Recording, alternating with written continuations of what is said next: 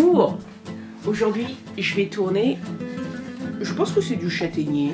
En tout cas, c'est le couvercle d'un tonneau. Enfin, l'une des extrémités, je sais pas si c'est le couvercle. Je ne sais même pas comment ça s'appelle. Mais je pense que c'est du châtaignier parce qu'au Portugal, on fait tout en châtaignier et pas en chêne. Avec ces couleurs, hein. C'est le vin qui a fait des taches. Alors ici, il y avait des trous qu'ils ont comblés. Il y a une petite fissure ici. Il y a donc des couleurs un peu bizarres, certainement à l'intérieur. Et puis, je vais la tourner excentrée et c'est la première fois que je le fais, ça. Et je suis pressée de voir ce que ça donne sur mon superbe tour Laguna. Au début, je l'ai trouvé assez bizarre, ce porte-outil. Mais je me suis très vite fait. Et je suis sûre que si je retournais sur mon ancien tour, je trouverais le porte-outil très bizarre.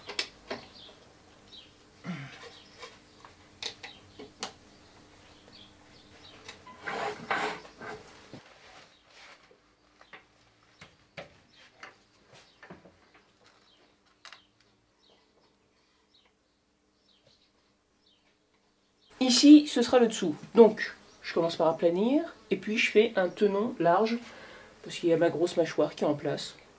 Alors, la forme, j'aimerais bien lui faire deux petits pieds là, parce que je ne l'ai jamais fait.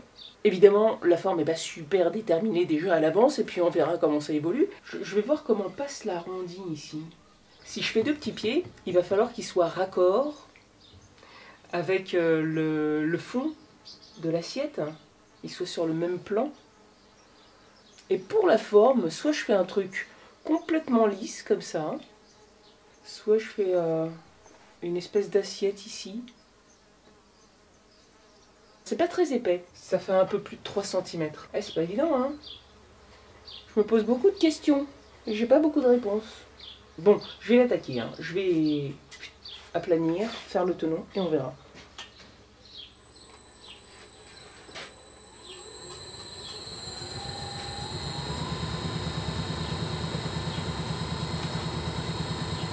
Je sens une petite vibration sur la poupée mobile, mais pas bien méchant, hein.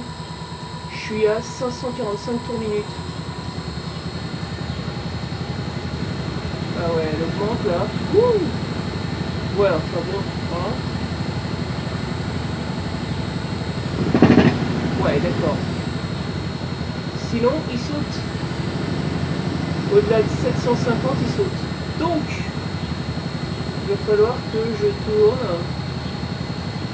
aux alentours de... Allez, je suis à 680.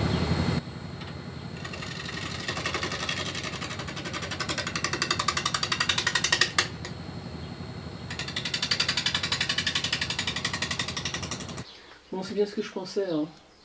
Là, vous voyez, on voit bien le passage de la gouge. Je vais devoir faire des petits pieds orientés comme ça. Ouais, je vais fermer la porte, hein, parce que je suis en contre-jour.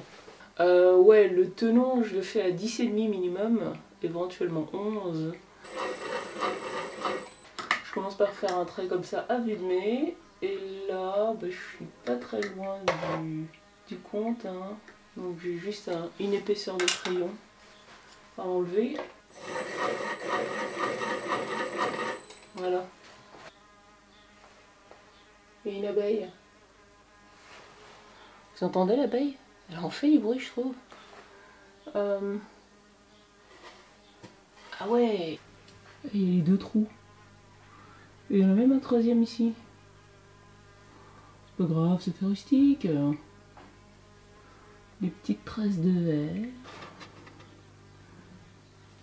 Là, j'ai pas encore enlevé de la matière.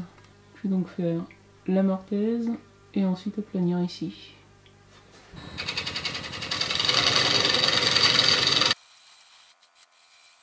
J'enlève un minimum d'épaisseur, c'est juste pour avoir un fond plat autour de la mortaise.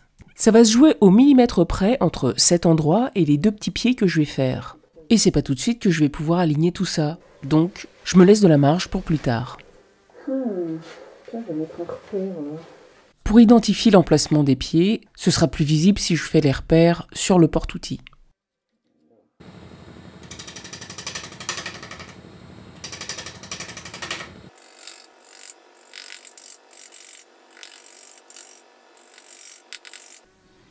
Je trouve que la forme est déjà bien.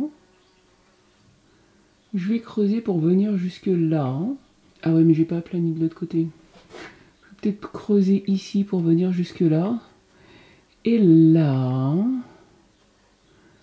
ça peut peut-être venir aussi jusque là. Ensuite, je vais voir si j'arrondis ou si je laisse comme ça. Il faut que je l'attaque vraiment sur la tranche parce que là, ça monte comme je l'attaque par le côté. Je vais essayer de vous montrer la différence. Là, je rentre dans la matière. La pointe de ma gouge va vers le portail qui est dans le fond de l'image, alors que tout à l'heure, sur l'image du dessus, elle venait vers moi.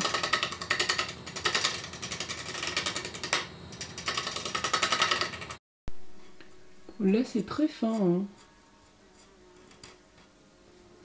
Là, je vais creuser certainement un peu plus. Je vais faire un peu mieux l'arrondi, là. Et puis après, j'enlève de l'épaisseur. Et puis, je ferai quelques passes en enlevant la poupée mobile.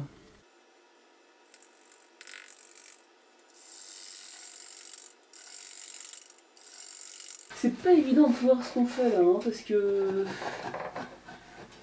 c'est par intermittence, donc ça fait transparent. Ah non, il faut que j'en enlève encore. Ouais, je vais faire ça. Je vais faire un pied. Comme ça, la courbe va bien être parallèle à celle du haut. Et j'aurai moins de chances de venir trouer la mortaise. Parce que ça, c'est le truc à pas faire, hein.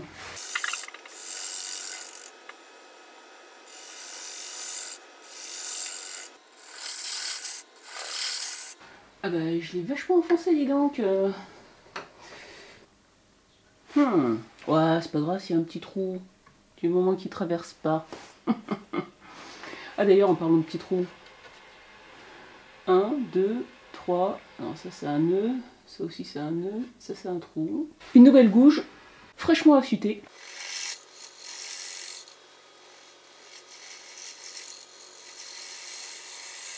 Là, je fais un angle dans la mortaise pour que la mâchoire accroche bien.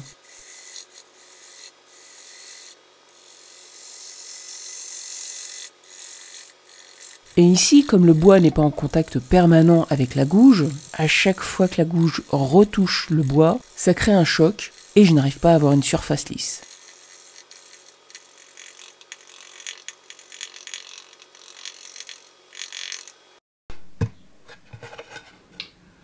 Je m'en doutais, hein, c'est pas propre du tout. Là, il y a une petite pointe avec des fibres qui se baladent. Il y a des petites vagues partout. Le centre est pas trop dégueu. Et puis, la bonne nouvelle, c'est que c'est du châtaignier. Je le sens parce que c'est vachement tendre. Le chêne, c'est dur comme de la pierre. Ça mord vachement plus. Là, ça n'a pas du tout mordu, c'est tout tendre. Là, ça me plaît. Cette forme, elle me va bien. Donc, on va s'arrêter là. Je vais le retourner. Vous voyez, pour mesurer, je vais pouvoir passer mon outil entre. Mais là, c'est limite un petit peu trop écarté, hein. Faut pas trop les écarter, sinon le rond, il est plus rond. Et ça veut dire que les forces sont plus exercées uniformément sur la surface de la mortaise. Sur les côtés de la mortaise, je veux dire. Et justement, puisque j'en parle, combien ça fait? Ça, c'est un outil assez indispensable. Il y a ça. Ça fait 27. Je peux enlever beaucoup en fait, hein. C'est bien. Puisque j'avais 30, 32 peut-être. Ça fait une mortaise pas profonde. Je vais donc bien écarter les morts. Et là, comme c'est vraiment très facile d'aller trop loin, je perce un trou qui me servira de repère. Évidemment, je laisse un peu plus d'épaisseur que nécessaire pour pouvoir ajuster à la fin.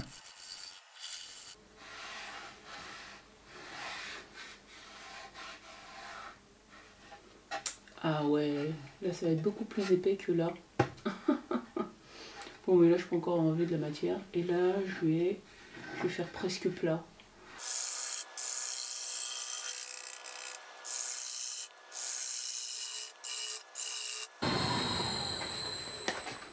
Bon, là j'ai peur quand même, hein.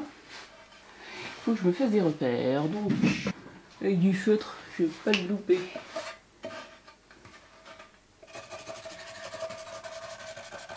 Ok. Et là, faut que je les efface, mais juste un tout petit peu. Alors...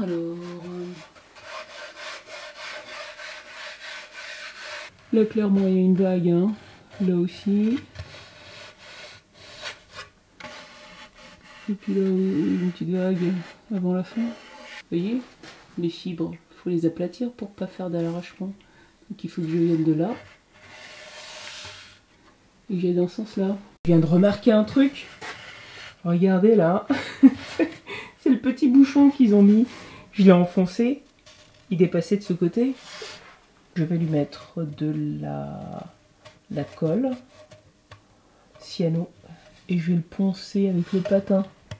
Parce que sinon, vu que ça dépasse là, je risque de le casser en tournant avec la gouge. C'est rigolo là, ça fait une tache. Je suis sûre que c'est parce que c'était pas très étanche. Bah ouais, là aussi eux ils font des taches. C'est que le vin il passait.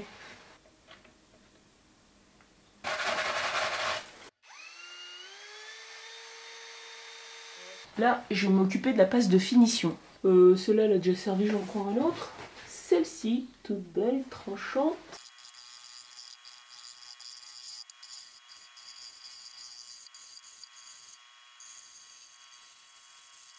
Regardez, c'est pas mal du tout. C'est assez régulier. Et puis j'aime bien les couleurs. Magnifique. Et là, c'est fondu.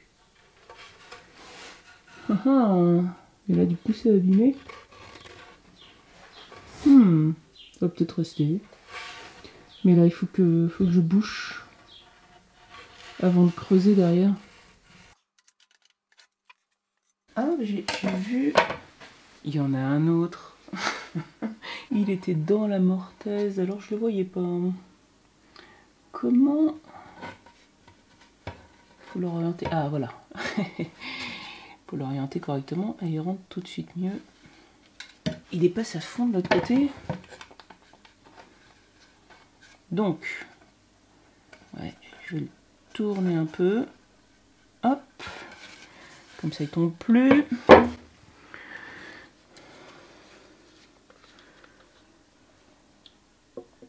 Un peu de colle par ici.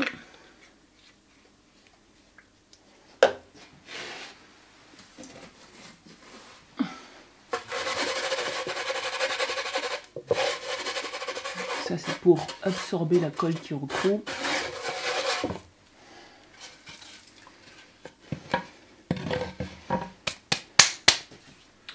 Je laisse un peu sécher.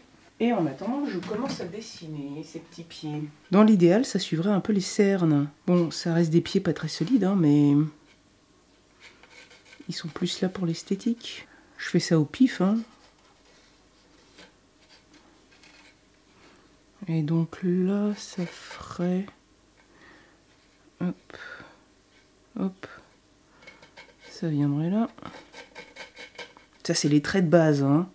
Après, j'ajuste. Je vais poncer un petit peu ça. Et là, j'en profite pour reboucher tous les trous. Le principe est toujours le même. Un peu de colle cyano, des copeaux pour enlever le surplus sur les bords, et un ponçage qui remplit le trou de poussière qui se mélange à la colle et qui bouche le trou. C'est vrai que l'abrasive vieillit très vite et très mal, mais le résultat est vraiment super. Je me fais moi-même mes petits abrasifs, hein, c'est des rouleaux. Alors pourquoi cette couleur ? Eh ben, je remarque qu'il est moins bon que celui que j'achète d'habitude. Je fais des essais, hein. Il s'abîme beaucoup plus vite.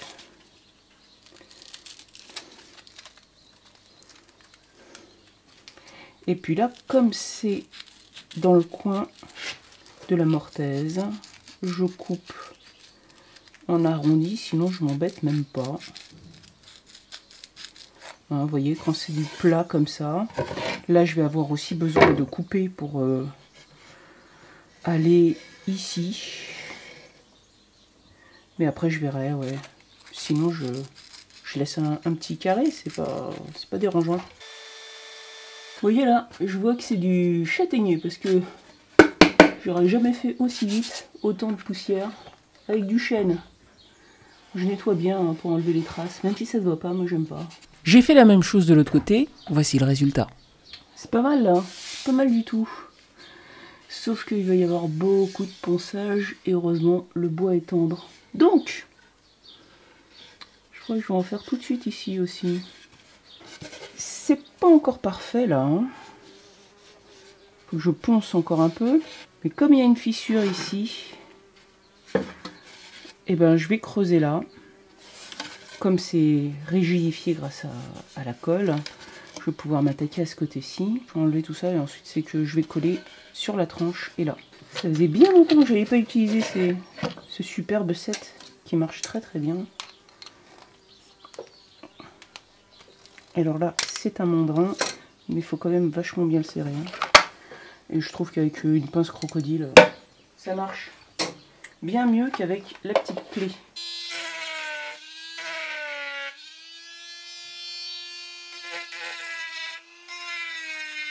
Bon, je vais pas vous montrer toute la séquence parce que quand même si ça creuse vite, ça prend un certain temps. Bon, voilà, en gros j'ai dégrossi. Je vois, il y a encore du taf, hein. Mais ça, c'est avec le patin de ponçage que je vais le faire. C'est pas très symétrique. Je pense que là, il faudrait que je creuse davantage. Ouais, d'autant que ce sera plus facile de passer le patin à l'intérieur. Ouais, je creuse un petit peu. Et là, j'ai intérêt à trouver une superposition parce que je vais poncer. Hein. Un serre-joint, ça aurait pas été du luxe, mais ils sont pas là mes serre-joints. Ah mais je sais, je vais remettre sur le tour. Donc, et là je serre à fond pour que ça bouge plus. Et ça bouge plus du tout. Et je peux utiliser mes deux mains.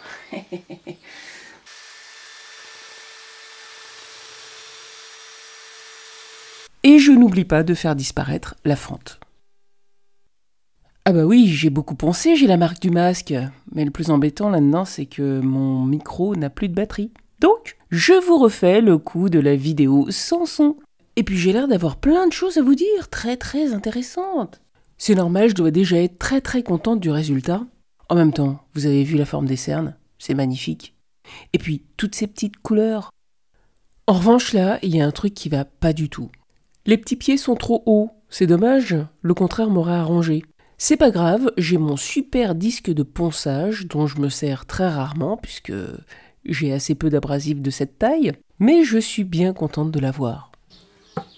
Voilà. C'est fait, et puis ça bouge pas du tout. Ça a été plus rapide que prévu. J'ai pas complètement effacé la mortaise, mais on le voit presque plus. Donc là-dessus, je vais encore poncer jusqu'au 120. Et puis après, je mets de l'huile. J'ai mis de l'huile d'oranger avec l'huile d'abrasin. Non seulement ça sent super bon, mais en plus ça aide à pénétrer. L'huile d'oranger, ça a des propriétés très particulières. Si vous avez un vernis à décaper, eh ben ça marche très très bien.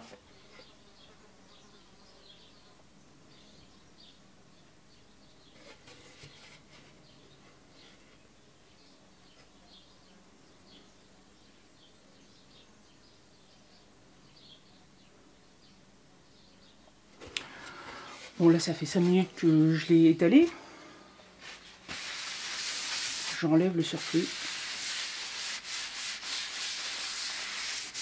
Et je laisse donc sécher 3 semaines. Many months later.